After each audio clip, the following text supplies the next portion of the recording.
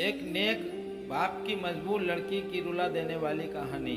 एक आदमी जिसका नाम हसन था, जो बहुत नेक और शरीफ इंसान था, जिसने कभी अपनी जिंदगी में किसी गैर औरत को बुरी निगाह से नहीं देखा था। उस आदमी के घर की हालत बहुत खराब हो गई थी। नौबत यहाँ तक पहुँच गई कि घर में फाके हो गए। उस आदमी की एक जवान बेटी थी। जब फाके हद से बढ़ गए तो वो लड़की अपने छोटे बहन भाई की हालत देखकर बहुत परेशान होने लगी। उसके दिमाग में बहुत तरह तरह के सवाल उठने लगे। उसने सोचा कि क्यों ना घर में निकलकर किसी काम की तलाश करूं, जिससे मैं अपने घर वालों का पेट भर सकूं। कई दिन तक रोज वो ऐसे ही काम की तलाश में घर से बाहर जाती और शाम को थक हार के घर लौट आती। जब कहीं भी उसे कोई काम नहीं मिला तो वो लड़की गलत कदम उठाने पर मजबूर हो गई। दिल में इरादा करके दिल से निकली कि आज मैं अपना शरीर बेचूंगी और कुछ खाना खरीदूंगी।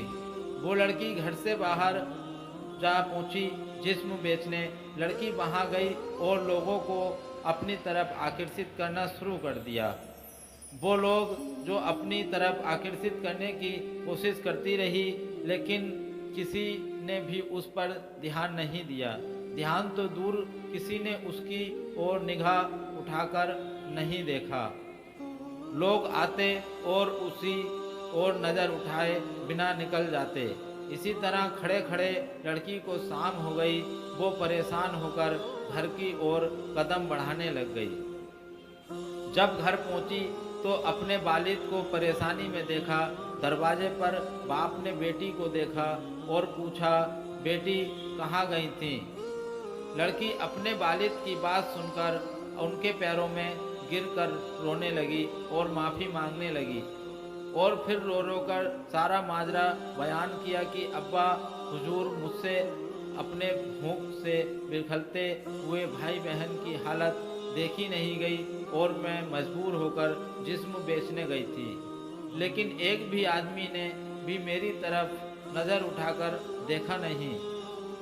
पूरी बात सुनने के बाद बाप ने अपनी बेटी से कहा कि बेटा, तुम्हारे बाबा ने आज तक कभी किसी गैर औरत को आंख उठाकर नहीं देखा, तो ये कैसे हो सकता है कि कोई तुम्हें नज़र उठाकर देखता?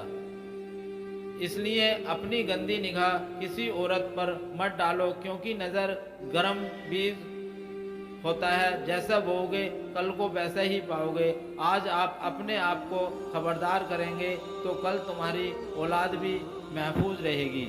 प्यारे दोस्तों, अगर आप लोगों को हमारा ये वीडियो पसंद आया हो और अगर आपको इस वीडियो से कुछ इल्म हासिल हुआ हो तो यूट्यूब चैनल को सब्सक्राइब करें। बराए मेहरबानी इस वीडियो को शेयर ज़रूर कर दें।